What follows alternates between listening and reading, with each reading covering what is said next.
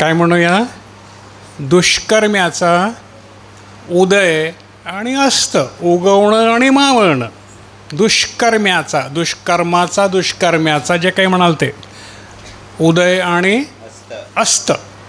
Title आजचं आहे, वाचा एस्तेराचं पुस्तक, त्यातलं पहिलं अध्याय 10 ते 12 2 वचनं. पान नंबर 638. नीट लक्ष द्या. एस्तेर पुढे जे 1:10. काही घडणार आहे ते लिहिलंय. 7व्या दिवशी राजाचं हृदय द्राक्षारसानं संतुष्ट होतं. तेव्हा त्याने महुमान, बिजथा, हार्बोना, बिगथा व अबगथा, जेथर व करखस हे जे 7 संड अहेश्वरस राजापुढे सेवा करीत असत त्यांना आज्ञा केली की लोकांना व अधिकाऱ्यांना वस्ती राणीची सुंदरता दाखवावी म्हणून तिला राजमुकुटासुद्धा राजापुढे आणावे. आमेन, हालेलुया. कारण ती दिसण्यात सुरेख होती. परंतु राजाने आपल्या संडांकडून दिलेल्या आज्ञेप्रमाणे यायला वस्ती राणी मान्य होईना, म्हणून राजा फार कोपला आणि त्याच्या ठाई त्याचा राग भडकला. आमेन, हालेलुया. काय घडलंय भूतकाळामध्ये? एक राजा आहे आणि त्याला का घेऊ, काही असू दे क्ष, परंतु मंडळी. हालेलुया. राजा कोण आहे? वधू, वर, आणि वधू कोण आहे? मंडळी. तिथे पण रूपकात्मक अर्थानं तेच आपल्याला पाहायला मिळतं. त्या राजाची राणी जी प्रिय होती, जी सुंदर होती, परंतु तिनं काय केलं? राजानं निवडलेली होती, तिनं काय केलं? अपमान केला राजाच्या सर्वांसमोर, त्याची आज्ञा मोडली. पहिल्या मंडळीनं काय केलं? प्रभूची आज्ञा मोडली. सर्वदा ते प्रभूच्या आज्ञेला पहिली मंडळी विरोध करीत राहिली, आडवी येत राहिली. म्हणून काय केलं त्याने? त्या मंडळीचा नाश केला. मंडळीचा किती जण उरले होते? 2च फक्त. बरोबर आहे? अभ्यास करा. पुढची गोष्ट तुम्ही ह्या पालकांना विचारा, ते तुम्हाला समजावून सांगतील काय घडलं होतं. आणि मग त्यांनी दुसरी मंडळी स्थापन केली, तो आहे नवा करार. आमेन, हालेलुया. तो आहे नवा करार. जुन्या कराराचं राणीचं प्रभूनं काढून घेतलं, कारण तिनं काय केलं होतं? आज्ञाभंग केला होता. झालं. आता आपण दुसऱ्या अध्यायामध्ये येऊ. दुसरा अध्याय 1 ते 11 वाचा. या गोष्टी झाल्यावर अहेश्वरोस राजाचा राग संपला. कुठल्या गोष्टी झाल्यावर? त्या राणीला त्यानं राणीपदावरून काढून टाकलं. या गोष्टी झाल्यावर राजाचा राग. राजाने आपल्या राजाच्या सर्व प्रांतात कारभारी नेमावे असासाठी की त्यांनी सर्व तरुण सुरेख कुमारी सुसन राजवाड्यात जनान खाण्यात राजाचा संड हेगे श्रीरक्षक याच्या हाताखाली जमवाव्या. हालेलुया. काय करावं?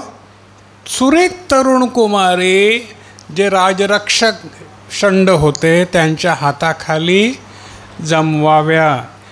बोलावलेले पुष्कळ आहेत, निवडलेले थोडके आहेत. आता निवड ह्याच्यामधून त्यांची एका राणीची निवड व्हायची आहे. हालेलुया. वाचा पुढे, समजून घ्या. चला पुढे. आणि त्यांनी त्यांची शुद्धतेची साहित्य त्यांना द्यावी. काय करावं? कुठली साहित्य द्यावी? शुद्धतेची साहित्य. कुठली साहित्य आहेत शुद्धतेची? कुठली? आत्म्याची फळं, शुद्धतेची साहित्य, प्रेम, दया, क्षमा, नाही का? हालेलुया. प्रीती, ही सर्व शुद्धतेची साहित्य त्यांना द्यावी. दिली का? हो. चला पुढे. आणि जी तरुणी राजाच्या मनास येईल ती वस्तीच्या ठिकाणी राणी व्हावी. जी तरुणी, जी मंडळी राजाच्या, तो राजा मनास येईल ती काय व्हावी? राणी व्हावी. आमेन, हालेलुया. लक्षात घ्या रे बाबांनो, नीट लक्षात घ्या. राणी व्हावी. पुढे वाचा. तेव्हा ही गोष्ट राजाला बरी वाटली व त्याने तसे केले. तसं राजाला बरं वाटलं आणि त्यानं तसं केलं. आता पुढं जाऊया. मर्दखै नावाचा कोणी एक यहुदी मनुष्य सुसन राजवाड्यात होता. आमेन. मर्दखै नावाचा एक यहुदी मनुष्य, देवाच्या घराण्यात, देवाच्या निवडलेल्या घराण्यात, यहुदी घराण्यातला एक मनुष्य कुठं होता? शूशन राजवाड्यात होता. वाचा पुढं. तो याईराचा मुलगा, तो सिमई याचा मुलगा, तो बन्यामिनी कीस याचा मुलगा होता. आमेन. हालेलुया. बाबिलाचा राजा नबुकदनेस्सर याने यहुदाचा राजा यखन्या याला पाडाव करून नेले होते. तेव्हा त्याच्याबरोबर ज्यांना पाडाव करून नेले होते त्यांच्यामध्ये यालाही यरुशलेमेहून पाडाव करून नेले होते. वाचा पुढे. आणि हा आपल्या चुलत्याची मुलगी हदसा म्हणजे एस्तेर हिचा प्रतिपाल करीत होता. एस्तेर नावाची एक चुलत्याची मुलगी त्यानं पाळली होती. तिला कोणीच नव्हतं, आई वडील नव्हते. आणि ती मुलगी कशी होती? सुरेख, उत्तम, दैवी गुणाने, देवाच्या आशीर्वादानं परिपूर्ण अशी होती. तिला दुःख माहीत होतं कारण तिला आई वडील नव्हते. ती पाळलेली होती. दुःख तिला माहीत होतं म्हणून तिचं हृदय कसं होतं? लीन आणि नम्र होतं. गर्व तिला नव्हता. वाचा पुढे. कारण तिला आईबाप नव्हते आणि ती तरुणी सुरूप व सुरेख होती. आणि तिचे आईबाप मेले तेव्हा मर्दखयाने तिला आपलीच मुलगी करून घेतली. मर्दखयानं तिला आपलीच मुलगी करून पाळलं होतं. दयाळू माणूस. त्या मुलीलाही माहीत होतं की मला कोणी नाही, म्हणून ती नम्रपणे आपल्या चुलत्याबरोबर राहत होती. 8वं वचन. आणि असे झाले की राजाची आज्ञा व त्याचा हुकूम प्रसिद्ध झाल्यावर पुष्कळ तरुणी सुसन राजवाड्यात हेगेच्या हाताखाली जमवल्या होत्या. पुष्कळ जमवल्या होत्या. बोलवलेले पुष्कळ होते पण निवडलेली एकच होती. आमेन. हालेलुया. लक्षात घ्या. हे सगळं आपल्याला पाहायला मिळतं. पुढे वाचा. तेव्हा एस्त्रेलाही राजाच्या घरात हेगे श्रीरक्षकाच्या हाताखाली नेले होते. आणि ती तरुणी त्याच्या मनास आली. ती तरुणी त्याच्या मनास आली. का आली? नम्र होती. तिने दुःख पाहिलं होतं. तिला संकटाची जाणीव होती. तिच्या हृदयामध्ये करुणा होती गोरगरिबांविषयी. कशी ती पुढे समजेल आपण पाहू. आणि ती तरुणी राजाच्या मनास आली. आपण राजाच्या मनास यायला पाहिजे की नको? हो की नाही? बोलवलेलं पुष्कळ आहे. तर करुणेचं हृदय घ्या. चला पुढे.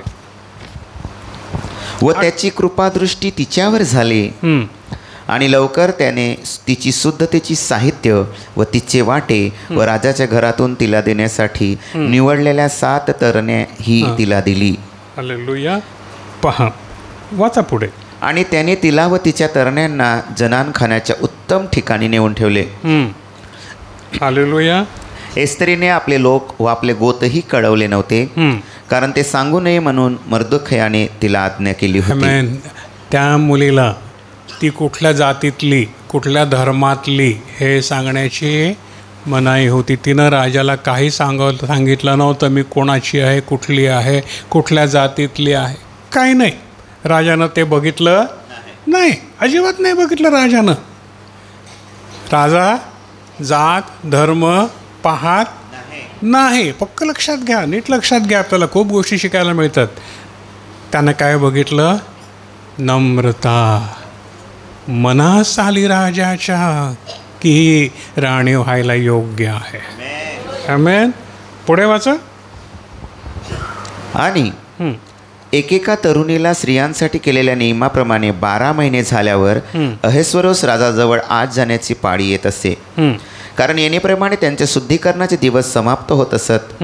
6 महिने बोळाच्या तेलाने व 6 महिने सुगंधी द्रव्यांनी व बायकांच्या दुसऱ्या शुद्धतेच्या साहित्याने त्यांना शुद्ध करीत असत. तेव्हा याप्रमाणे प्रत्येक तरुणी राजाजवळ आली.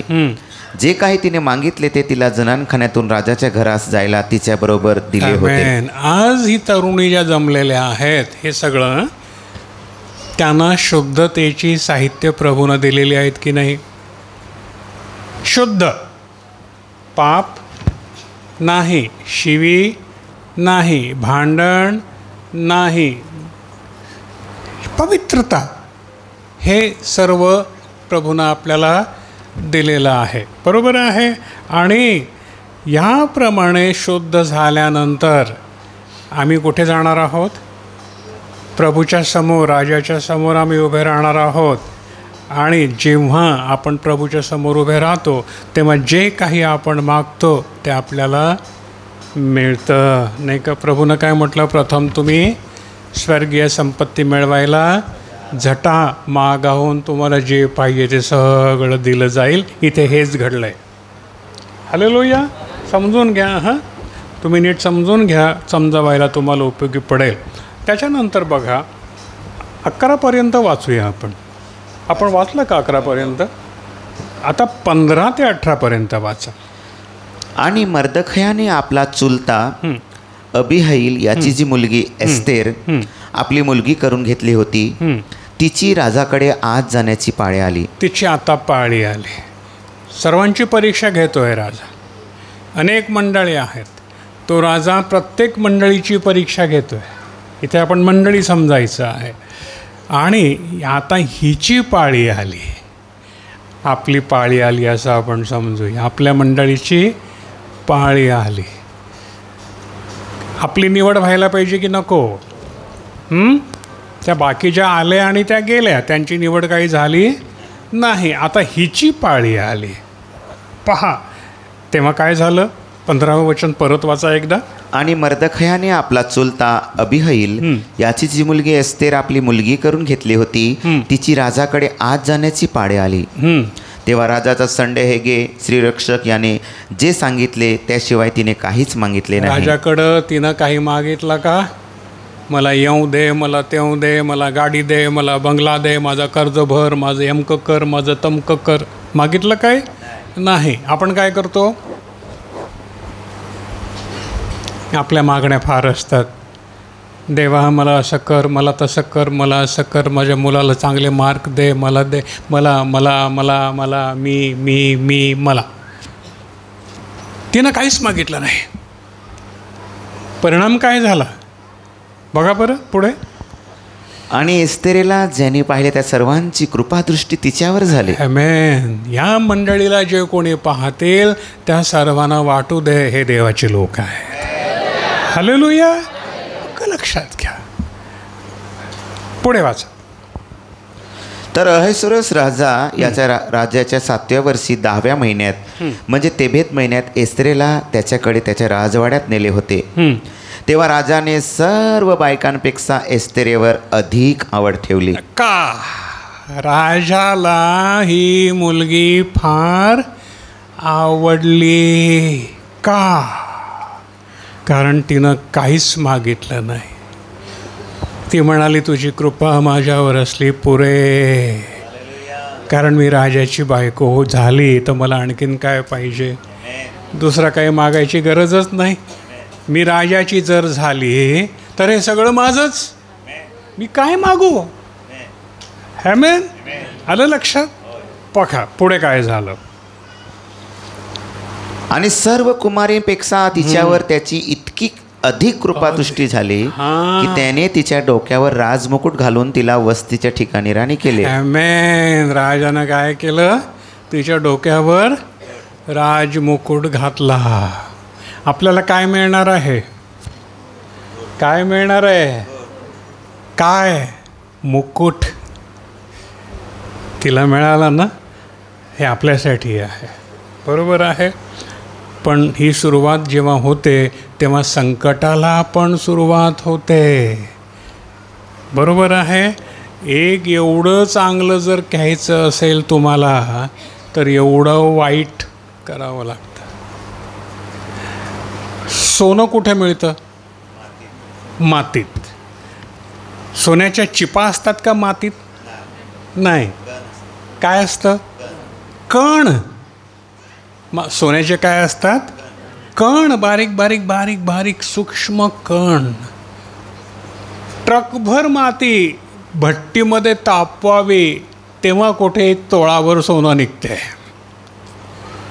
ट्रकभर माती भट्टीमध्ये जेव्हा उकळवतात, तापवतात, तेव्हा त्यातले ते कण एकमेकाला चिकटतात आणि मग त्याचं सोनं असं गोळा बनतो. पण त्याच्यासाठी फार मेहनत, म्हणून सोनं एवढं महाग आहे.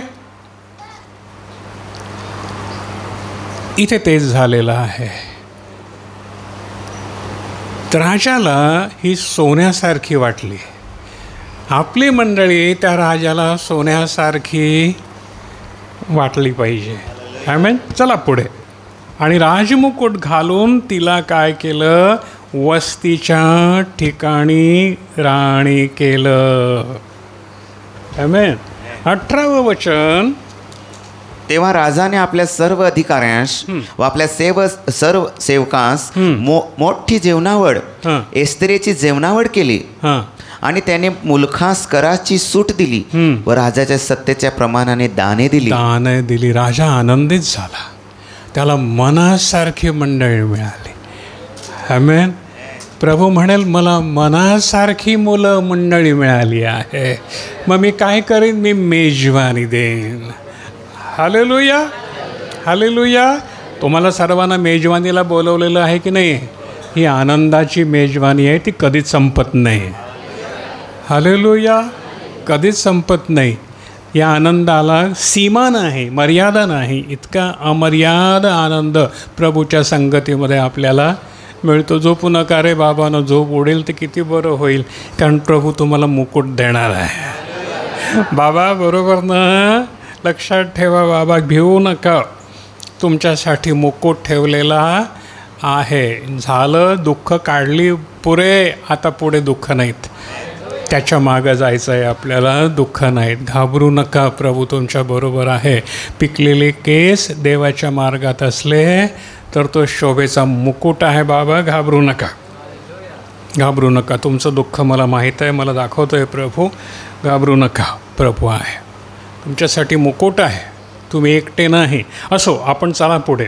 19वं वचन 19 ते 23 पर्यंत आपण वाचूया. आणि दुसऱ्या वेळी कुमारी जमल्या होत्या, तेव्हा मर्दखय राजद्वारी बसला होता. थांबा. दुसऱ्या वेळी कुमारी जमल्या होत्या. मागची गोष्ट आहे, राणी व्हायच्या आधी. तेव्हा मर्दखय त्या एस्थेरेचा चुलता काका कुठं बसला होता? कुठे बसला होता? राजाच्या राजवाड्याच्या दरबाराच्या दारात बसला होता. तिकडे काहीतरी चाललंय. तिकडे 2 सेवक राजाचे. कोण कोण? आणि मर्दखयाने एस्तेरेला आज्ञा केल्याप्रमाणे तिने अजून आपले गोत व आपले लोक सांगितले नव्हते. कारण एस्तेर त्याच्याजवळ पाळलेली होती. तेव्हाच्या प्रमाणे आताही मर्दखयाची आज्ञा पाळीत असे. हा मर्दखय कोण होता? पाळक. कोण होता? हालेलुया. लक्षात घ्या, हा मर्दखय कोण आहे? मंडळीचा म्हणजे एस्तेरेचा पाळक. ती मंडळी त्या पाळकाच्या आज्ञा पाळीत असे. आजही पाळीत होती. जी राणी झाली तरी ती त्या पाळकाची आज्ञा अधीन होती, पाळकाच्या पाळीत होती. बघा बरं. त्या दिवसात मर्दखय राजद्वारी बसला होता. तेव्हा द्वार रक्षकांपैकी राजाचे 2 संड बिगथान व तेरेस रागे भरून अहस्वरोस राजावर हात टाकायला पाहत होते. ती गोष्ट मर्दखयाला कळली. तेव्हा त्याने ती एस्तेर राणीला सांगितली आणि एस्तेरेने ती राजाला मर्दखयाच्या नावाने सांगितली आणि त्या गोष्टीची चौकशी केली. तेव्हा ती खरी ठरली. मग दोघांना झाडावर फाशी दिले आणि हे राजाच्या समोर कालवृत्तांताच्या पुस्तकात लिहिले. हालेलुया. काय झालं? मर्दखय हा पाळक होता. तो राजाच्या दाराजवळ, राजवाड्याच्या दाराजवळ बसलेला होता. तिथे गडबड चालू होती, गुप्त खलबत चालू होती. 2 जण राजाचे सेवक राजाला ठार मारण्याचा प्लॅन करीत होते. याला मारायचा. आणि ही गोष्ट कोणाला कळली?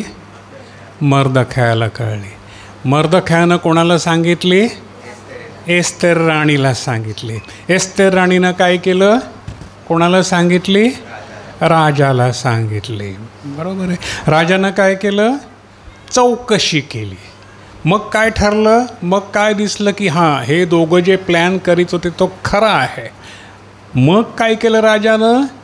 त्या दोघं दुष्टांना फाशी दिलं. बरोबर आहे. म्हणजे मर्दखयामुळे राजाचा जीव वाचला. बरोबर आहे. आता हे कुठे लिहिलं गेलं? कुठे लिहिलं गेलं? आठवणीच्या पुस्तकामध्ये कालवृत्तांत, म्हणजे काय काय घडलं आहे. रोज डायरी लिहित असत त्यावेळेला. काय काय घडलं, आज काय झालं, सकाळपासून काय काय केलं, तर त्या पुस्तकामध्ये लिहिलं गेलं. बरोबर आहे. आपण केलेली कुठलीही गोष्ट विसरली जात नाही. तुम्ही कोणाला उसने दिले का? लिहिलं. तुम्ही कोणाला शिबी मारली का? लिहिलं. तुम्ही जे काही करता, आपण जे काही करतो, बरं अथवा वाईट, हे कुठे लिहिलं जातं? जीवनाची पुस्तकं उघडली जातील आणि त्याच्यामध्ये जे लिहिलं गेलं आहे त्याप्रमाणे प्रत्येकाचा न्याय करण्यात येईल. बरोबर आहे. वचनाला जुळतं ना? बरोबर. प्रत्येक पुस्तक वचनाला जुळतं. कंठदेवापासून आहे. हालेलुया. पहा, सत्कर्म केलेलं आपण जे प्रभू, जो राजा, त्याच्यासाठी जे काही करतो ते कालवृत्तांताच्या इतिवृत्तामध्ये लिहिलं जातं. म्हणून प्रियानो, आपण घाबरतो की बाबा आपल्या हातून काहीही वाईट घडू नये. ते लिहिलं जाईल आणि मग शेवटी वाचलं जाईल सगळ्यांच्या समोर. तेव्हा आपली सगळी गुप्त पापं उघड होतील. म्हणून फार आपल्याला जपायचं आहे. तेच आपल्याला इथे या प्रकरणामध्ये पाहायला मिळतं. मग 23 वचन, राजानं त्या गोष्टीची चौकशी केली तेव्हा ती खरी ठरली. मग दोघांना झाडावर फाशी दिलं आणि हे राजाच्या समोर कालवृत्तांताच्या पुस्तकात लिहिलं. आता आपण काय करूया? प्रकटीकरणामध्ये येऊ. हे वचनाला कसं जुळतं ते बघा. प्रकटीकरणामध्ये 20:12.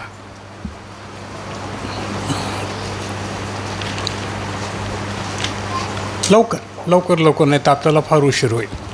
प्रकटीकरण 20 अध्याय 12 वचन. हे कसं लिहितं बघा. कालवृत्तांताचं पुस्तक जे आता आपण वाचलं, लिहिलेलं मिळालं, आपल्याविषयी पण लिहिलेलं आहे. पान नंबर 1503. प्रकटी 20:12. प्रकटीकरण 20 अध्याय 12 वचन. मग मेलेले लहान आणि थोर हे त्या राजासनापुढे उभे राहिलेले मी पाहिले. मेलेले लहान आणि थोर कुठे उभे होते? आपण मरणार ना उद्या, कुठे उभे राहणार? राजासनापुढे. हां, हालेलुया. पहा, आणि पुस्तके उघडण्यात आली. पुस्तके उघडण्यात आली. तेव्हा दुसरे एक पुस्तक जे जीवनाचे आहे तेही उघडण्यात आले. दुसरं एक पुस्तक आहे, जीवनाचं पुस्तक आहे, ते उघडण्यात आलं. आणि त्या पुस्तकांमध्ये ज्या गोष्टी लिहिल्या होत्या त्यावरून मेलेल्यांचा न्याय ज्यांच्या त्यांच्या कर्माप्रमाणे ठरवला गेला. तुमची आणि माझी कर्म त्या पुस्तकात लिहिली जात आहेत. रात्री बायकोला शिव्या मारल्या का? तुमच्याकडे कुठली स्पेशल शिव्या आहे का बायकोला मारण्यासाठी? असतात ना काही बायकांकडे जास्त स्पेशल शिव्या असतात मारण्यासाठी, एकदम स्पेशल, आरपार गेली पाहिजे. पण ती कुठे लिहिली जाते? आणि ती जेव्हा सगळ्यांच्या समोर वाचली जाईल शिवी, तेव्हा काय होईल?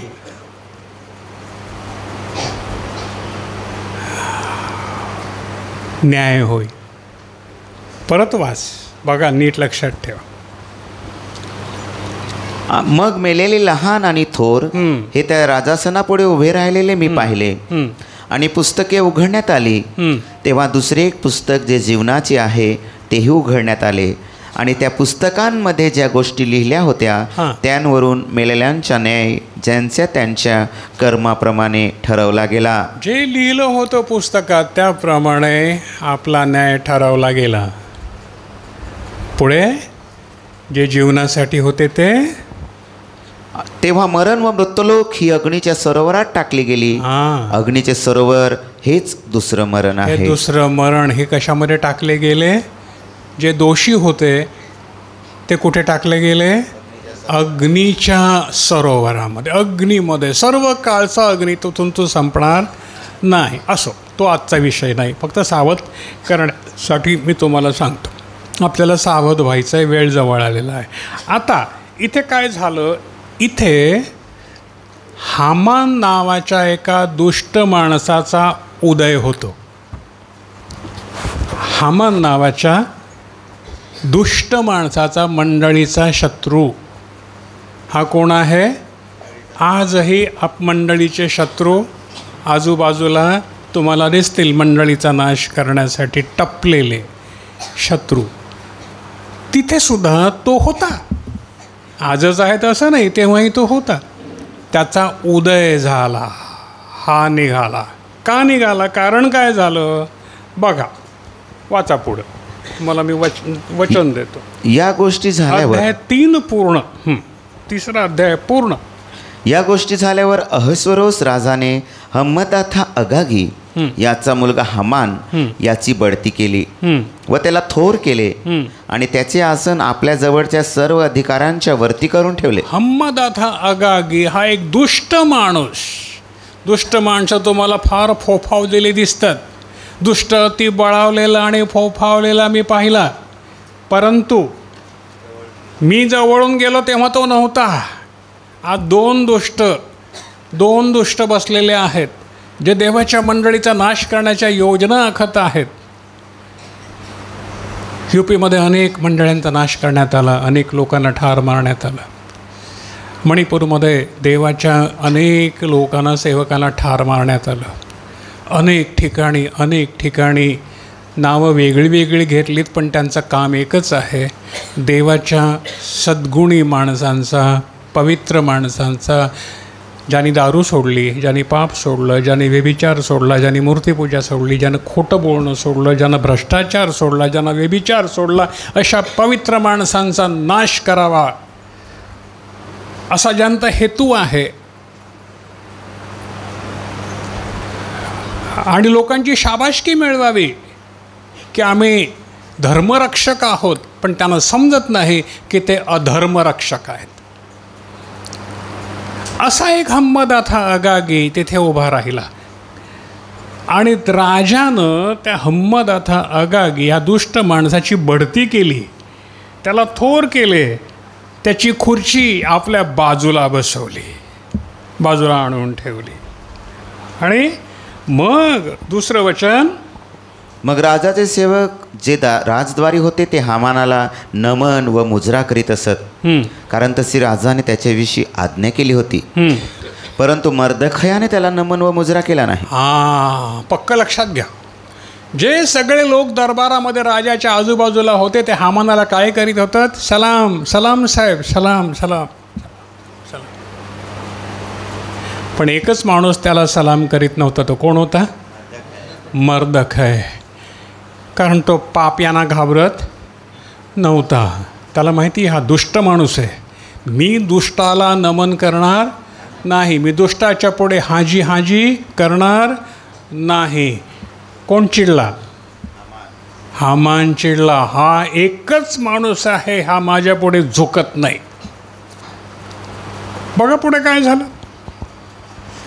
तेव्हा राजद्वारातल्या राजाच्या सेवकांनी मर्दखयाला म्हटले, तू राजाची आज्ञा का मोडीत आहेस? आणि ते त्याला प्रतिदिवशी असे म्हणत असता त्यांनी त्यांचे ऐकले नाही. तो त्याला मुजरा करीत नव्हता, नमन करीत नव्हता, सलाम करीत नव्हता, पाया पडत नव्हता, मान देत नव्हता. लोक त्याला म्हणत होते, अरे तो राजाचा माणूस आहे, तू त्याच्याशी कशाला वाकडं करतो, पंगा कशाला घेतो त्याच्याबरोबर, तुला झेपेल का? पण मर्दखयानं ऐकलं नाही. मी दुष्टाच्या बाजूला बसणार. सुखी तो पुरुष जो दुष्टाच्या संगतीला बसत नाही, त्याच्या मसलतीनं चालत नाही. मर्दखाय सुखी होता देवाच्या समोर, कारण त्यानं देवाची आज्ञा पाळली होती. हालेलुया. आपण सुद्धा कितीही मोठा असू द्या, दादा असू द्या, मोठा नेता असू द्या, पण तुम्हाला माहिती आहे की हा माणूस लबाड आहे, याच्याबरोबर आपल्याला जायचं नाही. हालेलुया. म्हणजे लबाड माणसाला मत द्यायचं नाही. मग तुम्हाला कितीही आमिष लावू देत, कोणी म्हणेल कोंबडा देतो, कोणी म्हणेल बकरा देतो, कोणी लाडका भाऊ म्हणेल, कोणी लाडका काका म्हणेल, कोणी लाडकी काकी म्हणेल. देव ज्याला म्हणेल हा माझा माणूस आहे ट्रम्पप्रमाणे, त्याला मत द्या. हालेलुया. पक्का ओळखा, तुम्हाला बुद्धी आहे, ओळखा. आपलं संरक्षण कोण करील त्याला मत द्या. आपल्या बाजूला कोण उभं राहील, आपला न्याय कोण करील. हालेलुया. त्यांना सांगा तुमचे पैसे आम्हाला नको, आम्हाला न्याय हवा आहे. हालेलुया. आम्हाला न्याय हवा आहे. आम्ही अन्याय करणारे लोक नाही आहोत. आम्हाला तुमचे पैसे नको, आम्ही विकत घेतले जाणार, आम्ही देवाचे लोक आहोत, आम्ही विकले जाणार नाही. हालेलुया. हालेलुया. कोणी लाडका काका म्हणेल, कोणी लाडकी काकी म्हणेल, कोणी लाडका दादा म्हणेल. यांचं लाडकं होण्यापेक्षा, लबाडांचं लाडकं होण्यापेक्षा तुम्हाला लबाडांचं लाडकं व्हायचं आहे का? नाही, त्याचं लाडकं व्हायचं. तो म्हणेल ही माझी लाडकी मुलगी आहे, बस मिळालं सगळं. हालेलुया. हा माझा लाडका मुलगा आहे, हा माझ्या मनासारखा मला मिळाला आहे, माझ्या मनासारखी मंडळी मला मिळाली आहे. हाय ये. हालेलुया.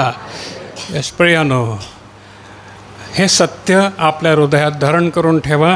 परिणाम काय होतो तर आपण बघणार आहोत आता. हालेलुया. कोण शेवटपर्यंत थांबेल? हे पुस्तक संपेपर्यंत कोण थांबेल?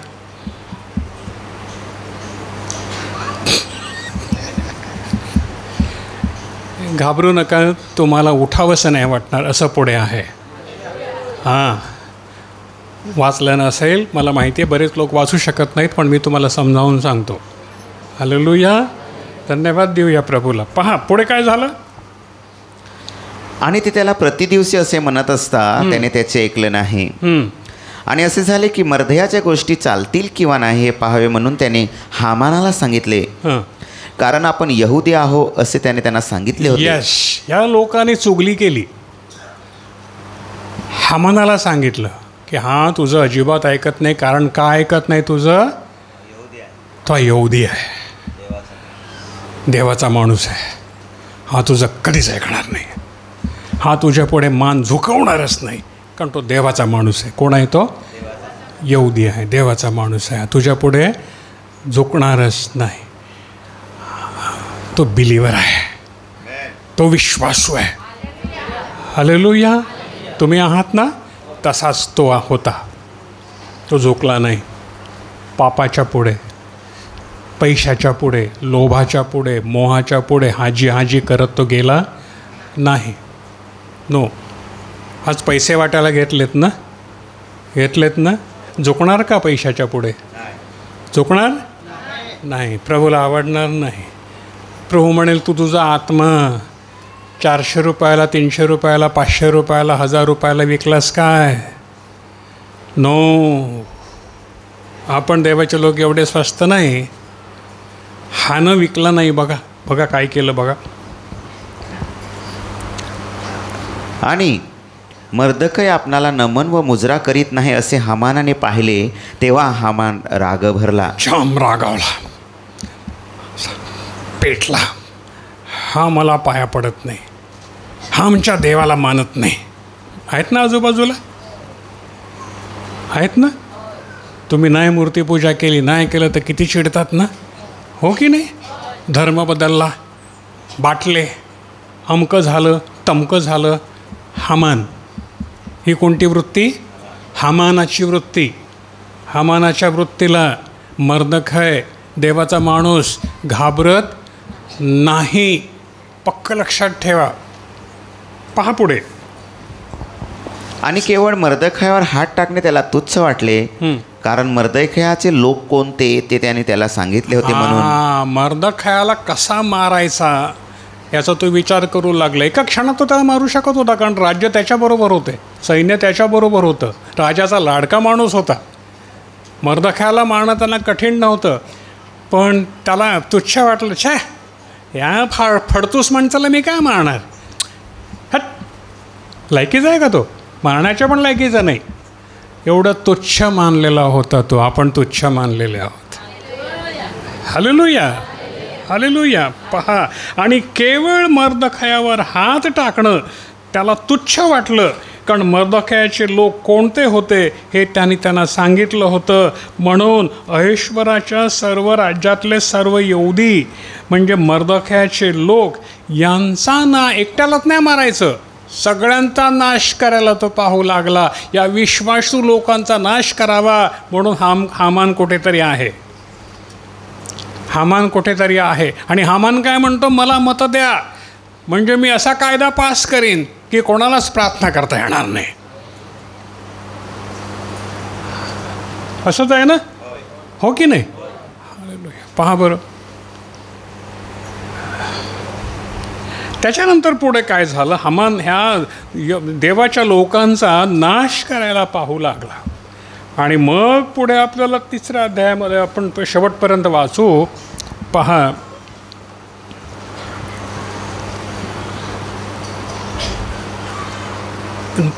पहिल्या महिन्यात यहुद्यांना ठार मारण्याची राजाज्ञा, सर्व विश्वासणाऱ्यांना ठार मारण्याची कोणाची आज्ञा?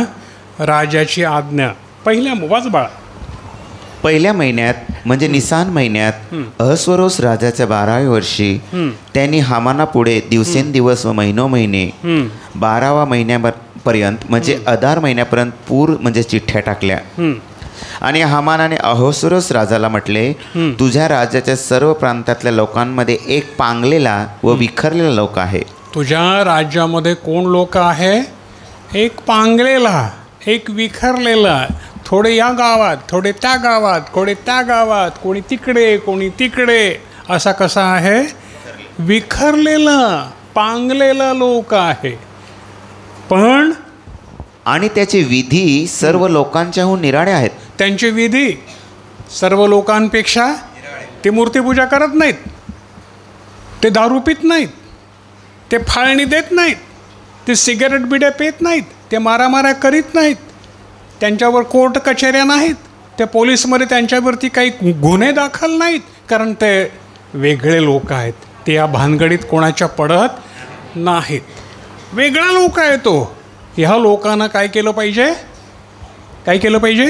वाच पुढे. आणि त्याचे विधी लोकांच्याहून निराळे आहेत आणि ते राजाचे विधी आचरित नाहीत, म्हणून त्यांना राहू देणे राज्याच्या हिताचे नाही. म्हणून त्यांना राहू देणं राज्याच्या हिताचं नाही. ठराव पास करतो, ह्या सगळ्यांचा नाश करून टाका. पास झाला ठराव. पुढे वाचा. पुढे, जर राजाच्या मनास येईल तर त्यांचा नाश करावा म्हणून लिहावे. जर राजाच्या मनास येईल तर काय? ह्या लोकांचा नाश करावा असं लिहा, हुकूम काढ. म्हणजे मी काय करेन? आणि 10,000 किक्कार रुपये राजाच्या भांडारात आणावे. 10,000 किक्कार रुपये म्हणजे चांदी. 10,000 ट्रक. किक्कार आपण ट्रक समजूया, चला. एवढी चांदी मी काय करेन? राजाच्या भांडारात आणेन. आता किक्कार म्हणजे तुम्हाला समजणार नाही, म्हणून मी ते तोलून राजाचे काम पाहणाऱ्यांच्या हातात देईन.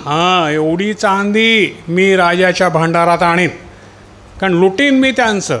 20,000 लुटीन, 10,000 तुला देईन, 10,000 मी घेईन. चांगला प्लॅन होता. तेव्हा राजाने आपली मुद्रा आपल्या हातातून काढून हम्मदाथा अगागी याचा मुलगा हामान, जो यहुद्यांचा शत्रू, त्याला दिली. राजानं आपल्या बोटातली अंगठी, मुद्रा म्हणजे अंगठी, त्याच्यावर राजाचा शिक्का असतो. ज्या कागदावरती मारली जाईल ती राजाची आज्ञा समजली जात असे. आणि ती अंगठी, तो अधिकाराचा शिक्का त्यानं कोणाला दिला? हम्मदाला. जा, काय करायचं ते कर. वा, अगागी निघाला, हामान निघाला राजाने हामानाला म्हटले, रुपे तुला दिले आहे, रुपे तुला दिलं, लोकही तुला दिलेत, लोक पण तुला दिले, तुला बरे वाटेल तसं त्यांचं करावं. हामान काय खुश, हामान काय खुश. पण या लोकांचा देव झोपलाय का? हां, पुढे बघा, जागे राहा, झोपू नका, आमचा देव झोपत नाही. Hallelujah, hallelujah. पुढे पहा काय झालं, पुढे बघ बाबा. तेव्हा पहिल्या महिन्याच्या 13व्या दिवशी राजाच्या लेखकांना बोलावले आणि हामानाने जे जे सांगितले त्या सर्वांप्रमाणे राजाच्या अधिपतींकडे व एकेका प्रांताच्या अधिकाऱ्यांकडे व एकेका राष्ट्रांच्या सरदारांकडे, प्रत्येक प्रांताकडे त्यांच्या लिपीप्रमाणे प्रत्येक राष्ट्रांकडे एकेका त्यांच्या भाषेप्रमाणे त्यांनी लिहिले. आमेन. किती राष्ट्र होती?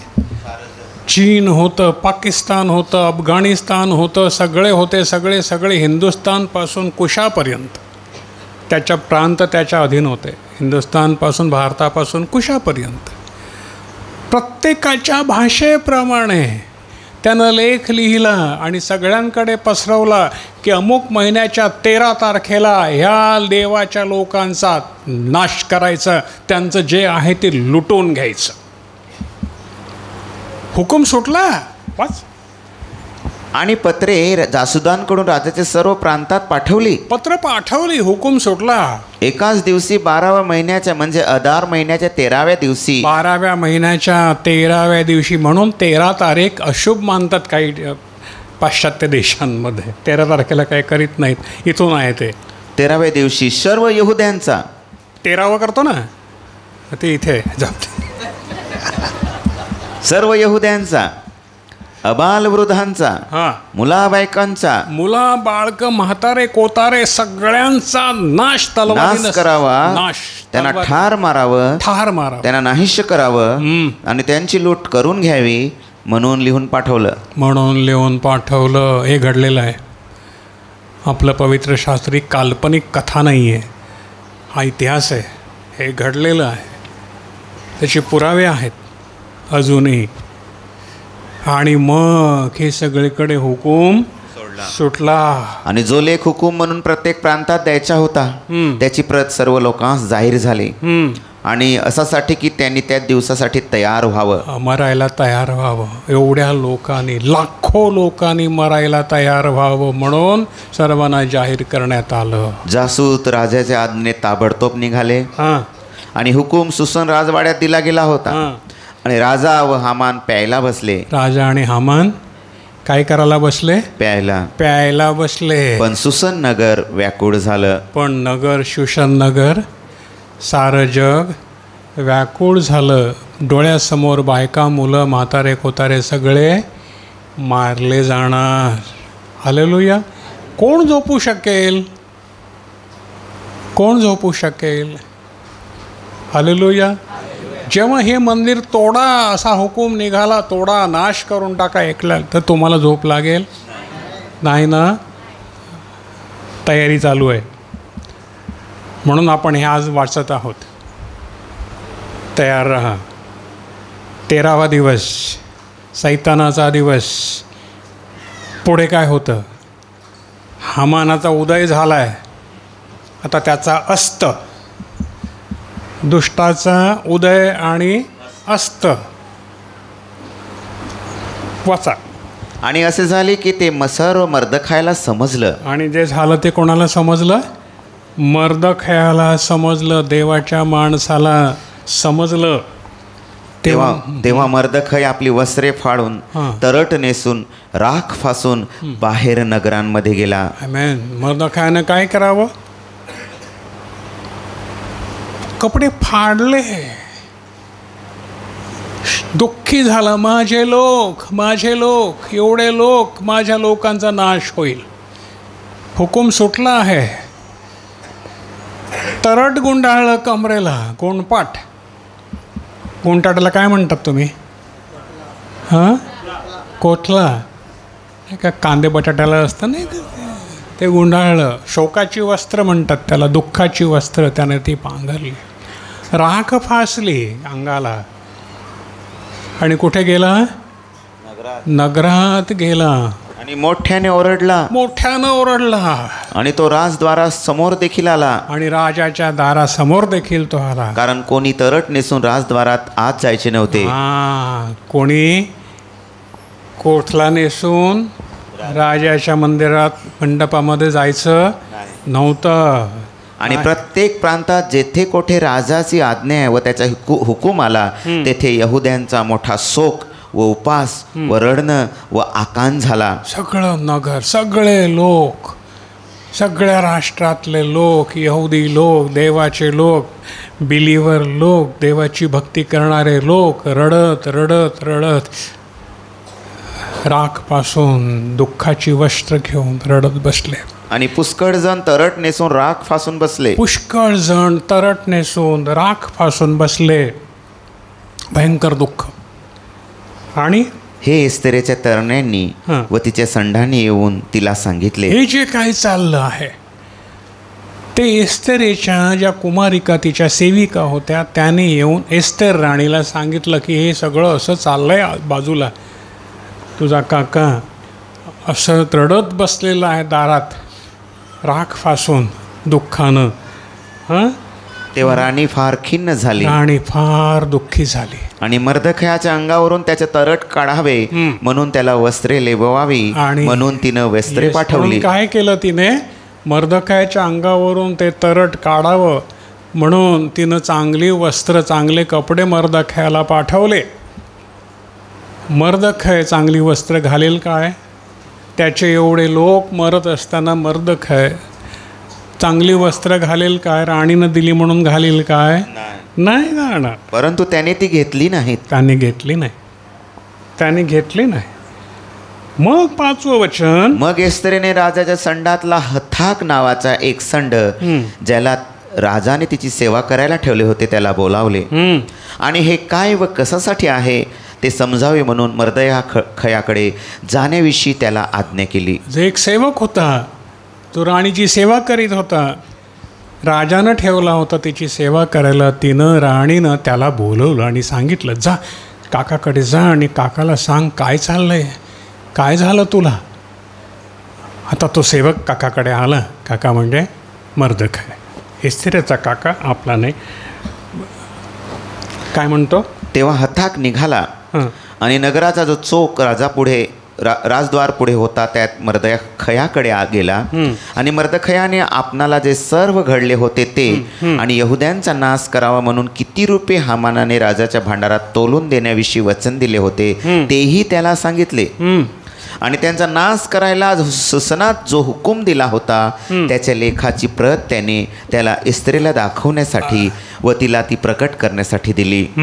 आणि तिने राजाजवळ आज जाऊन त्याच्या पुढे आपल्या लोकांसाठी काकळूत व विनंती करावे अशी तिला आज्ञा करायला सांगितले. आता हा जो माणूस आला, राणी एस्तेरेनं त्याला सांगितलं की ह्या हामानानं काय केलंय, सगळ्या लोकांचा नाश करायचा आहे, सगळं सोनं रूपं त्यांचं लुटून आणायचं आहे, एकही माणूस, बाळ, लहान मूल असो की मोठा म्हातारा असो, कोणाला जिवंत ठेवायचं नाही, सगळा हुकूम सुटलेला आहे. राणी म्हणते तू आता सांग राजाला. मग 9वं वचन. मग हथाकाने येऊन एस्तेरेला मर्दखयाची वचने सांगितली.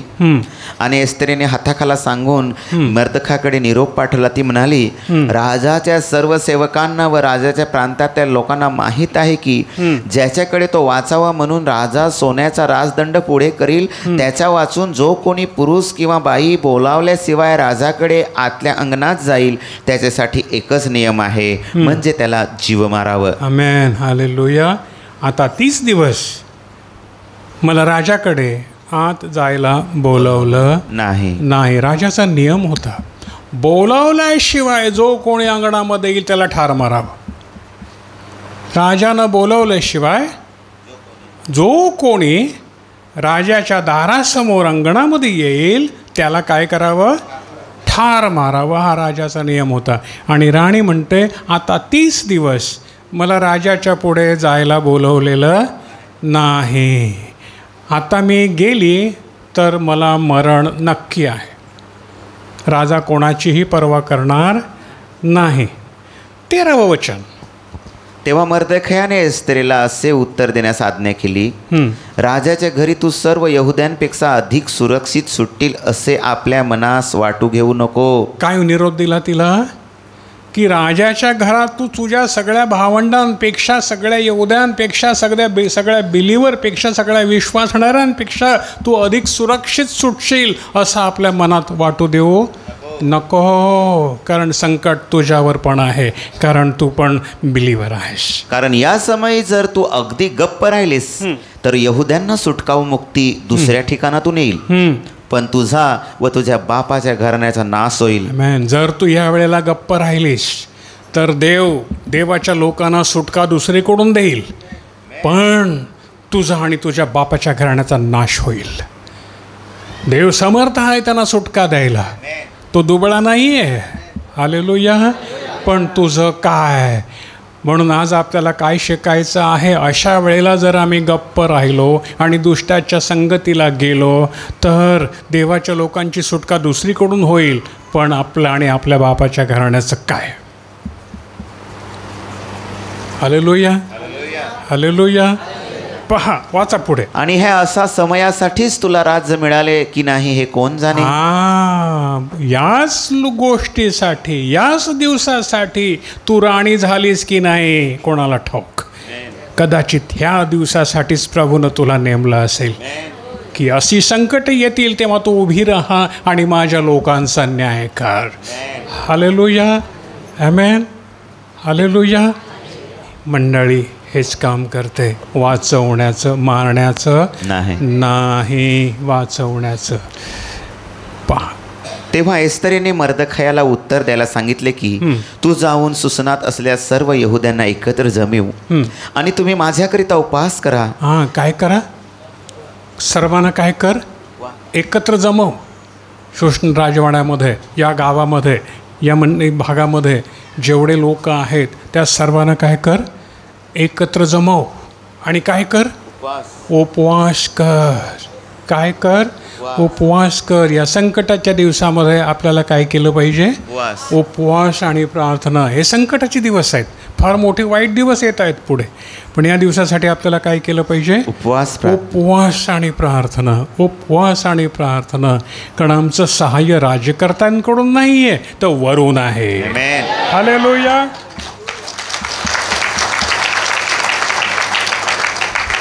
तीन दिवस रात्री किंवा दिवसा काही खाऊ नका. मी माझ्या दिवस काय करा?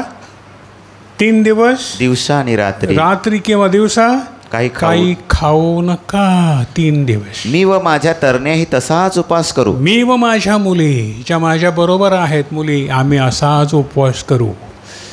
हालेलुया. हालेलुया. पहा, उपवासाची सामर्थ्य, उपवासाचं सामर्थ्य फार मोठं आहे. आणि आज जाणे नियमाप्रमाणे नसता हे मी तशीच राजाकडे जाईन. तशीच जाईन. मेली तर मेली, आणि माझा नाश झाला तर झाला. मला जायचं नाही. मी गेली तर मी मरेन, पण मी जाईन. मेली तर मेली, हरकत नाही. माझ्या लोकांसाठी मरायला मी तयार आहे. आमेन. आणि ती जाते, घाबरत नाही, कारण उपवासाचं सामर्थ्य आता तिच्याबरोबर आहे. हालेलुया. पहा पुढे. आणि असे झाले की तिसऱ्या दिवशी एस्तेर आपले राजकीय वस्त्र लेवून राजाच्या घराच्या आतल्या अंगणात राजाच्या घरासमोर उभी राहिली. आणि राजा राजमंदिरात घराच्या दरवाजासमोर राजासनावर बसला होता. मरणाच्या समोर ती उभी राहिली आहे. तिला माहिती आहे आज माझं मरण आहे, कारण नियम मोडला जाणार, राजाचा नियम मोडला जात नाही. मरण आहे, पण मरणाची भीती न बाळगता कुठे आली आहे ती? कोणासाठी? स्वतःसाठी का? देवाच्या लोकांसाठी. काही शिकायला मिळतं का प्रियानो? देवाच्या लोकांसाठी मी मेली तर मेली, पण मी जाईन.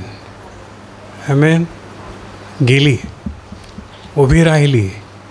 राजाचं मन वळवणारा कोण होता? देव. काय झालं? वाचा. आणि असे झाले की राजाने एस्तेर राणी अंगणात उभी राहिलेली पाहिली.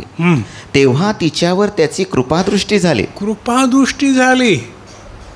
मरण जिथे होतं तिथे जीवन परिवर्तन झालं. हालेलुया.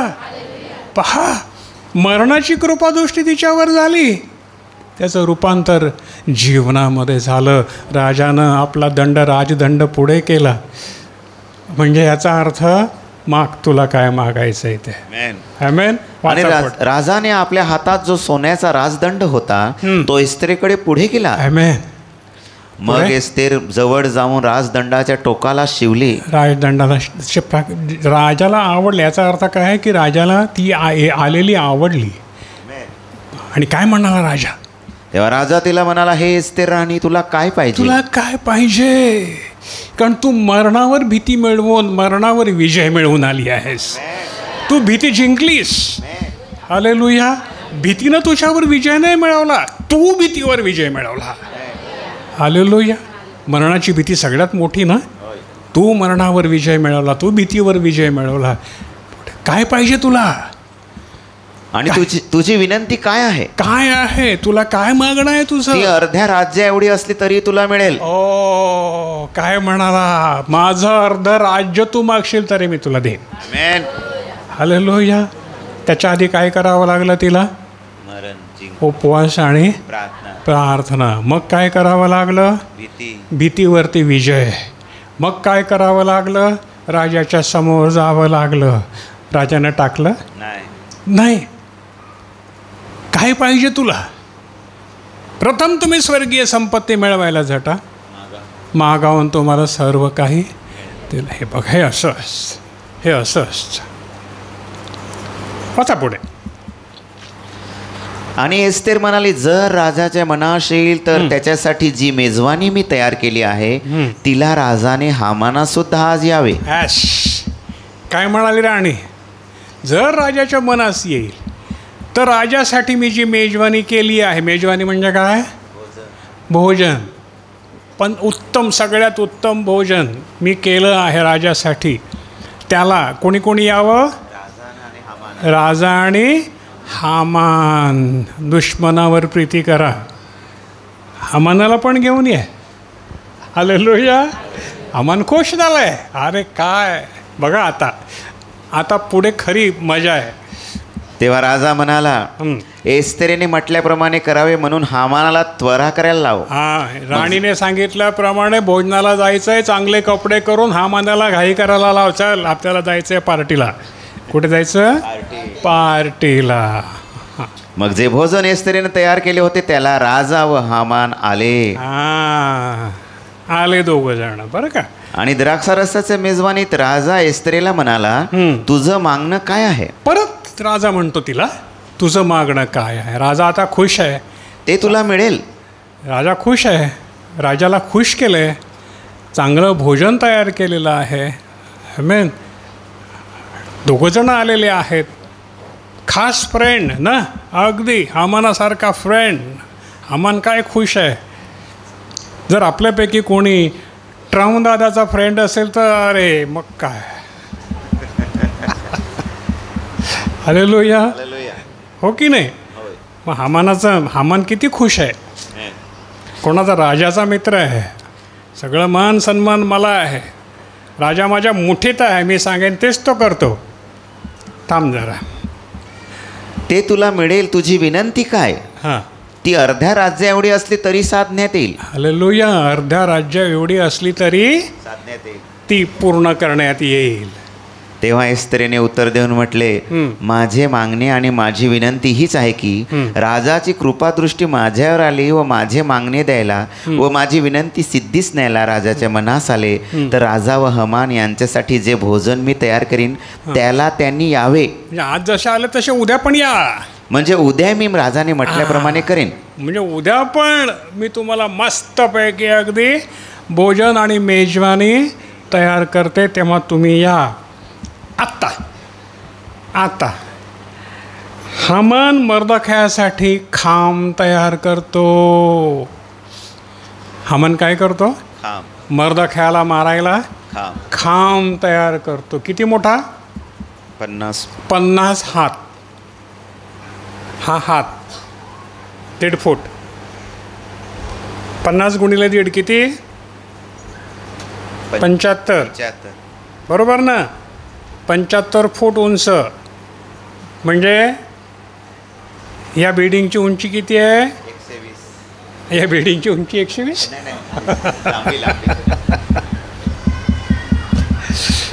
या बिल्डिंगची उंची आहे अवघी 20 फूट आणि 75 फूट उंचीचा खांब. म्हणजे अशा बिल्डिंग किती उभ्या राहतील? किती?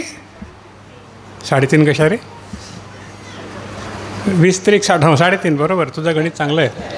व्होडाफोनवाला आहे रे बाबा.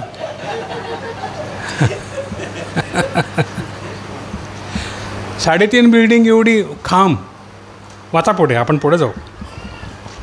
हामान तर त्या दिवशी हर्षित व आनंदित हृदयाचा होऊन निघाला. हा हा. काय म्हणाला? परंतु जेव्हा त्याने मर्दखयाला राजाच्या द्वारी पाहिले की हा आपल्याला मान द्यायला उठून उभा नाही राहिला. वाच.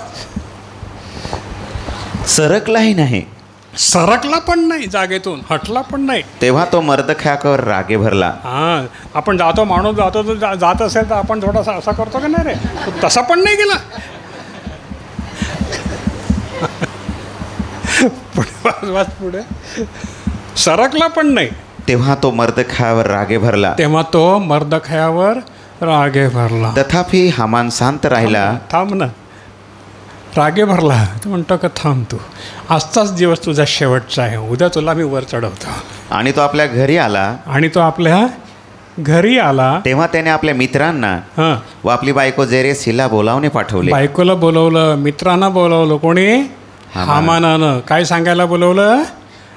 ऐका पुढे. आणि त्यांना हामानाने आपल्या धनाचं गौरव, आपल्या लेकरांचं बहुतपण व आपली बढती राजाने कशी केली आणि प्रधान व राजाचे सेवक यांच्यापेक्षा आपणाला कसं थोर केलं. मला राजानं किती मोठा केला आहे बघ. माझी संपत्ती, माझा मान, माझा गौरव किती आहे बघ. काय भरलं त्याचं? काय भरलं? हृदय भरलं ना? कशानं भरलं? गर्वानं भरलं ना? हालेलुया. बघा हो, गाडी बिडी आली का गर्व नका येऊ देऊ. फटाटी आली, 2 चाकी आली, 4 चाकी आली, 10 चाकी आली, हेलिकॉप्टर आलं, गर्वानं हृदय भरू देऊ? नो, नाही प्रभू, तुला धन्यवाद. तू दिलीस, तुला धन्यवाद. तू नेलीस तरी तुला धन्यवाद. बरोबर आहे. काही भरोसा नाही आहे. आली तशी जाईल पण. याचं कसं झालं बघा. याचं आता काय राहते का बघा. आणखी हामानाने म्हटले, होय, एस्तेर राणीने जे भोजन तयार केले होते त्याला तिने माझ्याशिवाय कोणाला राजाबरोबर येऊ दिलं नाही. राणीनं जे स्वयंपाक केला होता, भोजन केलं होतं, त्याला माझ्याशिवाय दुसऱ्या कोणालाच येऊ दिलं नाही. वा बघ, मी काय मोठा माणूस आहे. आणि उद्याही मला तिच्याकडे राजाबरोबर आमंत्रण आहे. उद्या पण मला आमंत्रण आहे. परंतु मी मर्दखै यहुद्याला पण हा मर्दखै त्या दारात बसताना तोपर्यंत मला ते काय पचतच नाही. परंतु मी मर्दखै यहुद्याला राजद्वारी बसलेला पाहत आहे, तोपर्यंत हे सर्व मला काही सुखाचं नाही. काही सुखाचं नाही आहे. राणीनं एवढं मोठं जेवण दिलं तरी मला ते सुखाचं नाही, कारण हा तिकडे बसलाय, हटतच नाही, सरकतच नाही अजिबात. तेव्हा त्याची बायको जेरेश व त्याचे सर्व मित्र त्याला म्हणाले, 50 हात उंच असा खांब करावा. काय म्हणाली बायको? या पापाला बायको पण साथ आहे. बरोबर आहे. मित्र पण साथीदार आहेत. काय म्हणाली बायको? 50 हात उंच. 50 हात उंच सा खांब करावा. खांब तयार करावा. आणि सकाळी तू राजाला सांग की त्यावर मर्दखयाला फाशी द्यावं. आणि सकाळी सांग राजाला याच्यावर मर्दखयाला फाशी दे. मग हर्षाने राजाबरोबर भोजनास जा. मग आनंदानं तो तिकडे फासावर टांगलेला असेल, तू मस्तपैकी मेजवानी कर. ही गोष्ट हामानाला बरी वाटली. ही गोष्ट काय झाली? हामानाला बरी वाटली. दुष्ट सल्ला बरा वाटतो. आणि त्याने खांब करून घेतला. आणि त्यानं खांब करून घेतला. खांब करायला किती वेळ लागला त्याला? एवढा मोठा 75 फूट उंचीचा खांब लाकडी करायचा आहे. किती वेळ लागला? रात्रीच्या रात्री त्यानं खांब केला आहे. एका रात्रीत. बोल, कल्पना करा. एका रात्रीत त्यानं खांब केला. किती माणसामध्ये जर सुडाची भावना असेल ना तर किती ती भयंकर असते ती बघा. प्रियानो, सावध व्हा, आपलं काम हे नाही. आज कोणाच्या मनात कोणाविरुद्ध सूड भावना असेल, यानं मला असं बोललं आहे, मी याचं असं करीन, बाबारो आजच क्षमा मागा, मोकळं व्हा, चला, नाही तर तो खांब आपल्यासाठी असेल, तो खांब आपल्यासाठी असेल. दुसऱ्यासाठी खणलेला खड्डा हा जो खणतो त्याच्यासाठीच असतो. कसं, पुढे बघू. त्या रात्री राजाची झोप उडाली. त्या रात्री यानं खांब केला आहे, पण इथे राजाची झोप उडाली आहे. म्हणून त्याने कालवृत्तांताच्या आठवणीचे पुस्तक आणायला सांगितले. म्हणून राजानं काय सांगितलं? आठवणीचं पुस्तक घेऊन ये. झोपत राजाची झोप उडाली. ही कोणी उडवली? देवानं. प्रत्येक गोष्टीच्या पाठीमागे देवाचा हात असतो, पक्क लक्षात ठेवा. झोप उडाली आणि त्यानं काय सांगितलं? आठवणीचं पुस्तक घेऊन या. आता वाच पुढे. मग त्या आठवणी राजापुढे वाचण्यात आल्या. त्या आठवणी राजापुढे वाचण्यात आल्या. तेव्हा असं लिहिलेलं सापडलं की राजाचे द्वार रक्षकातले दोघे संड बिगतान व तेरेस हे अहेश्वरोस राजावर हात टाकायला पाहत होते. त्याच्याविषयी मर्दखयाने सांगितले होते. मग राजा म्हणाला, यामुळे मर्दखयाचा काय सन्मान व महत्व झाला आहे. काय सापडलं तिकडे? की राजाला ठार मारणारे दोघं जण होते. त्यांनी प्लॅन केला होता राजाला ठार मारायचा. मर्दखयाने सांगितलं, कळवलं की असं असं हो, एक लोक करीत आहेत. आता राजाला बसतो. मग मर्दखयानं माझा प्राण वाचवला, तर मर्दखयाला काय मिळालं? त्याचा काय सन्मान झाला? वाचा पुढे. तेव्हा राजाचे सेवक जे त्याची सेवा करीत होते ते म्हणाले, त्याच्यासाठी काही केले नाही. त्याच्यासाठी काही केलं नाही. जे लिहिलं होतं पुस्तकात, हालेलुया, हालेलुया, त्याच्यासाठी काही केलं नाही. तेव्हा राजा म्हणाला, राजा काय म्हणाला? अंगणात कोण आहे? अंगणात कोण आहे? हामान तर आपण जो खांब मर्दखयासाठी तयार केला होता त्यावर मर्दखयाला फाशी द्यावी म्हणून राजाला सांगायला राजाच्या घराच्या बाहेरच्या अंगणात आला होता. हालेलुया. देवाची योजना बघा रे बाळानो. आमेन. हालेलुया. हा कुठे होता? हमान. रात्रीच्या वेळेला हमान कुठे होता? काम करीत होता. राजाची झोप उडालेली आहे. कशासाठी उडालेली आहे? की ज्याने माझे प्राण वाचवले त्याला काही मिळालं नाही, म्हणून त्याची झोप उडाली आहे. बरोबर का? होय. ह्याची झोप, हामानाची झोप कशानं उडाली आहे? त्याला फासावर द्या, त्याला फासावर द्या म्हणून झोप उडालेली आहे. आणि तो दारात उभा आहे राजाच्या समोर. फासावर देण्याची परवानगी मागण्यासाठी याला मी फासावर देतो. एक मारणारा आहे, एक वाचवणारा आहे. आमेन. कोण मोठा आहे? कोण मोठा आहे? वाचवणार. हालेलुया. राजानं विचारलं, कोण आहे रे तिकडे? राजाचे सेवक त्याला म्हणाले, पहा हामान अंगणात उभा आहे. हामान अंगणात उभा आहे. बोलो त्याला. राजा म्हणाला, त्याने आत यावे. बोलो. हामान आत आला. हामान आत आला. तेव्हा राजा त्याला म्हणाला, ज्याचा मान करावा म्हणून राजाला आवडते त्या मनुष्यासाठी काय करावे? नीट ऐका बाळानो. राजा हामानाला काय म्हणाला? काय विचारतो? ज्याचा मान करावा. ज्या मनुष्याचा सन्मान करावा असं राजाला वाटतं त्याच्यासाठी काय करावं? हामानाला काय वाटलं? हामान तर आपल्या मनात म्हणाला, आपल्या मनात काय म्हणाला? माझ्यापेक्षा कोणाचा अधिक मान करावा म्हणून राजाला आवडत असेल. माझ्यापेक्षा मोठा कोण आहे? माझ्याशिवाय कोणाचा मान करावा राजाला आवडेल? मग हामानाने राजाला उत्तर केले, ज्याचा मान करावा म्हणून राजाला आवडते त्याच्यासाठी जे राजकीय वस्त्र राजा अंगात घालीत असे तो. जे राजाचं अंगारखा जो बॉन्ड हे आहे, कपडे राजा जो घालतो, राजकीय वस्त्र, ते काय करावं? त्याच्या अंगात घालावं. त्या माणसाच्या अंगात घालावं. ज्या घोड्यावर राजा बसतो तो, आणि जो राजमुकुट त्याच्या डोक्यावर ठेवीत असतात तोही आणावा. यस. राजाचा घोडा आणायचा, राजाच्या डोक्यावर जो मुकुट असतो तो पण आणायचा, आणि ते वस्त्र व तो घोडा राजाच्या एखाद्या श्रेष्ठ अधिकाऱ्याच्या हाती द्यावा. आणि ज्याचा मान करावा म्हणून राजाला आवडते त्याच्या अंगात ते वस्त्र घालावे. त्याला घोड्यावर बसवून नगराच्या रस्त्यांतून फिरवावे. हालेलुया. काय करावं? त्या घोड्यावर त्या माणसाला बसवावं, त्याच्या अंगात ते राजाचे कपडे घालावेत, तो मस्तपैकी कपडा अगदी सोन्याने मढवलेला, डोक्यावर राजाचा मुकुट ठेवावा, एखाद्या राजाच्या मोठ्या अधिकाऱ्याच्या हातामध्ये घोड्याचा लगाम द्यावा आणि नगरातून त्याला फिरवून म्हणावं, राजाला ज्याचा मान करावा असं वाटतं त्याला असं करतील. वाच पुढे. आणि ललकारवावं, आणि ललकारावं मोठ्यानं, ज्याचा मान करावा म्हणून राजाला आवडते त्या मनुष्यासाठी असे करतील. असे करतील. हा मांडा खातोय, मनातल्या मनात काय खातोय? हामान आईला रंगन खातो मांडे मनातल्या मनान. हामान रंगात आलेला आहे, मनातल्या मनात मांडे खातोय. मांडे माहिती आहे का तुम्हाला? नंतर सांगेल. तेव्हा राजा हामानाला म्हणाला, तू बोलला आहेस त्याप्रमाणे त्वरा करून वस्त्र घोडा घेऊन मर्दख यहुदी जो राजद्वारी बसला आहे त्याचे तसेच कर. यस.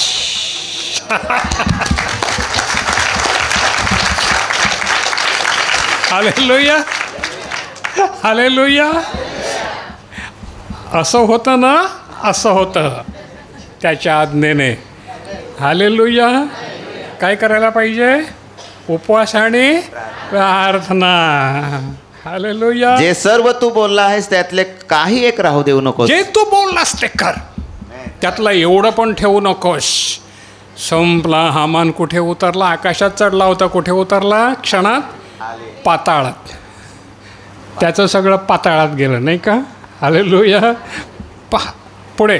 मग हामानाने वस्त्र घोडा घेऊन वस्त्र मर्दख्याच्या अंगात घातले आणि त्याला घोड्यावर बसून नगराच्या रस्त्यातून फिरवले आणि त्याच्या पुढे ललकारले की ज्याचा मान करावा म्हणून राजाला आवडते त्या मनुष्यासाठी असं करतील. Hallelujah, hallelujah. आलं लक्षात? आता पुढे चला. मग मर्दखय राजद्वारी परत आला. आणि मर्दखय कुठे आला? राजद्वारी. राजद्वारी परत आला. परंतु हामान आपले डोके झाकून शोक करीत घाईने आपल्या घरी गेला. हॅमेन. आता एक लक्षात घ्या, मर्दख्याचा एवढा मान केला म्हणून मर्दख्याला गर्व आला का? जिकडे बसत होता तिथेच येऊन बसला, चढला नाही. आलं लक्षात? म्हणून कितीही मोठा तुमचा सन्मान झाला, पैसा आला, हे आलं, ते आलं, गाडी आली, बंगला आला, चढवून जाऊ नये. एवढं सगळं जाऊन सगळा एवढा मान सन्मान मिळून, राजासारखा मान मिळून मर्दखय कुठे बसला? जिथे पूर्वी बसत होता ती जागा त्यानं घेतली. ठीक आहे. कोणी वंदो अथवा निंदो, मी माझी जागा सोडणार नाही. सत्पुरुषाचं हे लक्षण असतं. सत्पुरुषाचं लक्षण काय असतं? कोणी वंदो अथवा निंदो, निंदा करा अथवा वंदन करा, तो त्याची जागा सोडत नाही, येऊन पुन्हा बसला. याची परिस्थिती काय झाली? हा फार चढला होता. आता काय करतो? आपले डोके झाकून शोक करीत घाईने घरी गेला. घाईने कुठे गेला? घरी गेला. कोणाकडे रडायला गेला? आणि हामानाने जे आपले घडले होते ते सर्व आपली बायको जेरेस हिला व आपल्या सर्व मित्रांना सांगितले. बरोबर आहे. मित्रांनी काय सल्ला दिला होता? 50 हात उंचीचा खांब कर. मित्रांनी पण सल्ला दिला होता ना. आता कोणाला सांगायला गेला? त्यांनाच, बायकोला आणि मित्रांना सांगायला गेला. तुम्ही कोणाला काय काय सांगता? बायकोला पहिलं सांगता ना. हालेलुया.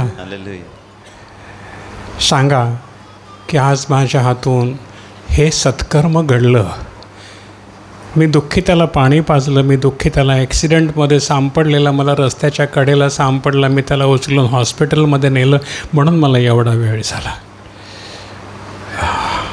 कुठे लिहिलं जाईल? समजलं ना? हालेलुया. समजलं. बस आपल्याला हे शिकायचं आहे. पवित्र शास्त्र आपल्याला शिकवतं.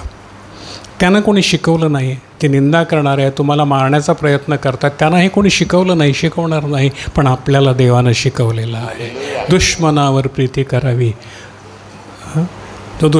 जो दुष्कर्मी आहे त्यांची स्थिती काय होते बघा.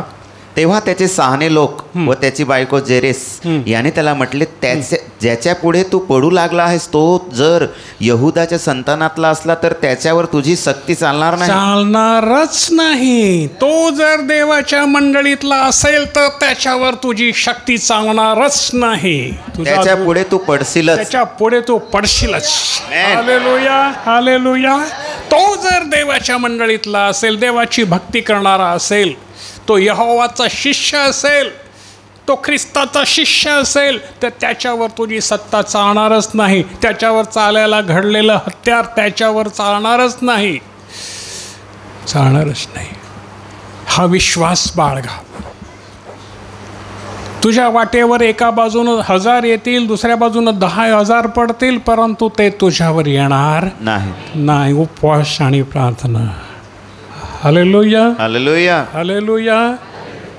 थांबवायचं का जायचं पुढे? पुढे मजा आहे. बोला, पुढे जायचं.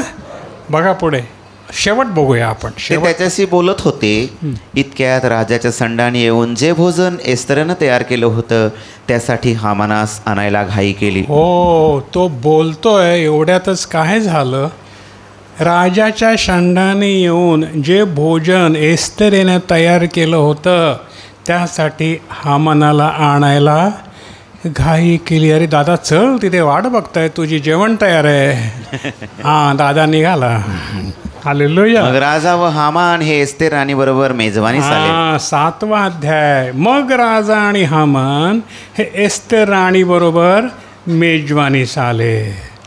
दुसऱ्या दिवशी, दुसरं वचन, दुसऱ्या दिवशी द्राक्षरसाचे मेजवानीत राजा एस्तेरेला म्हणाला, हे एस्तेराने तुझं मागणं काय आहे? तुझं मागणं तिसऱ्यांदा ते तुला मिळेल. तिसऱ्यांदा काय म्हणाला राजा? हे राणी, तुझं मागणं काय आहे ते तुला मिळेल. तुझी विनंती काय आहे? तुझी विनंती काय आहे? ती अर्ध्या राज्या एवढी असली तरी ती साधण्यात येईल. हां. तेव्हा एस्तेर राणीने उत्तर केलं, हे राजा, जर तुझी कृपादृष्टी माझ्यावर झाली आणि राजाच्या मनास येईल तर मला माझ्या मागण्यावर माझा प्राण व माझ्या विनंतीवर माझे लोक द्यावे, कारण आमचा नाश व्हावा आणि आम्ही ठार मारले जावे व आम्ही नाहीसे व्हावे म्हणून मी व माझे लोक असे आम्ही विकलेले आहोत. राणीनं आपल्या मनातलं दुःख राजाला सांगितलं. काय म्हणाला?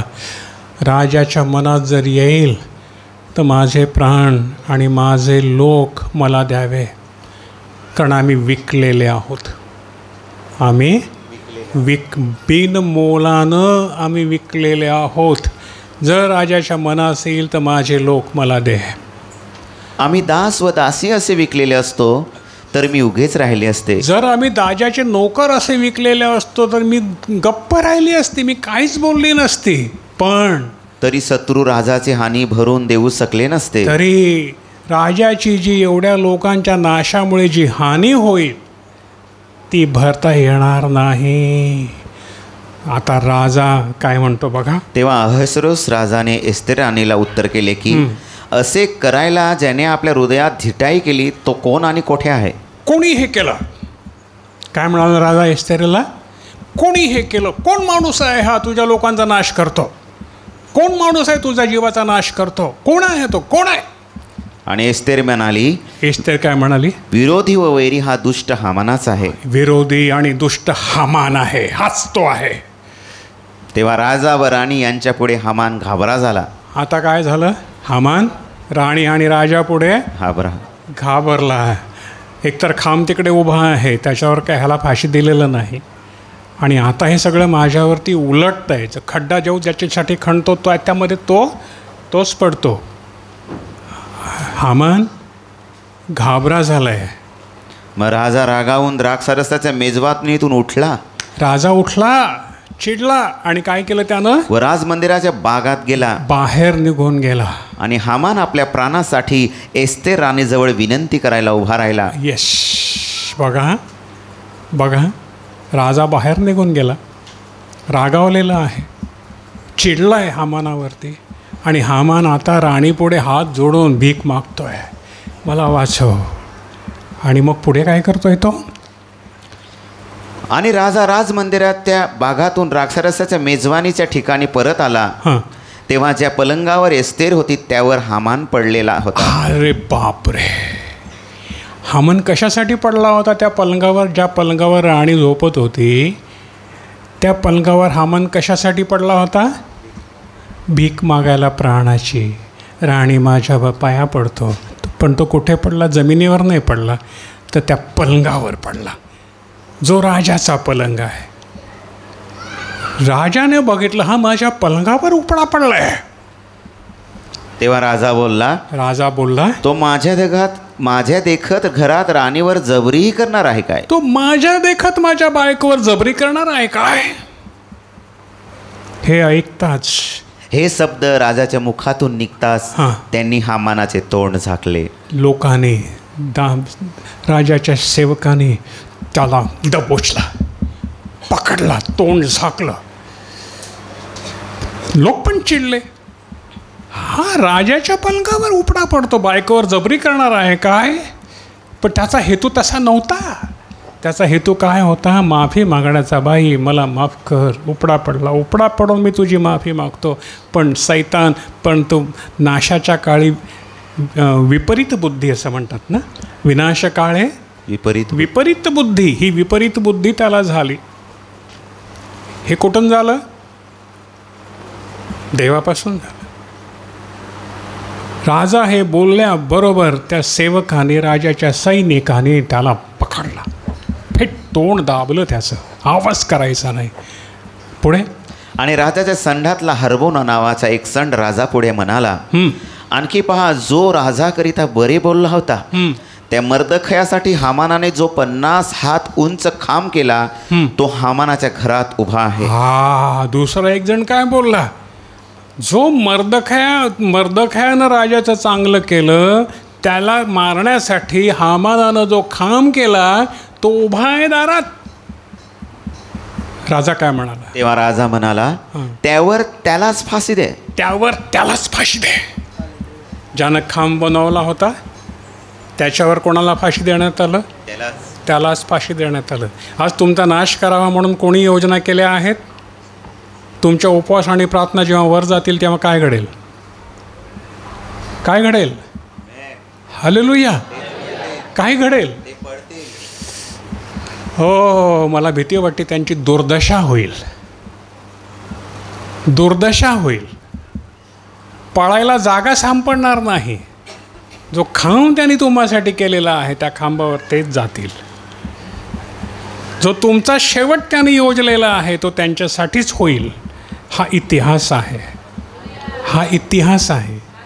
हालेलुया. ही काल्पनिक गोष्ट नाही, ही कवी कल्पना नाही, हा इतिहास घडलेला आहे. मग जो खांब हामानाने मर्दखयासाठी तयार केला होता त्यावर त्यांनी हामानाला फाशी दिले. तेव्हा राजाचा राग संपला. त्या दिवशी अहस्रोस राजाने यहुद्यांचा शत्रू हामान याचं घर एस्तेर राणीला दिले. आमेन. हालेलुया. आणि त्या दिवशी सर्व लोकांमध्ये मोठा हर्ष झाला. वाचा घरी जाऊन, सेवकांकडून समजून घ्या. थांबवतो इथे, वेळ झालेला आहे. थांबवतो इथे. लक्षात घ्या, तुमच्या विरुद्ध घडायला, चालायला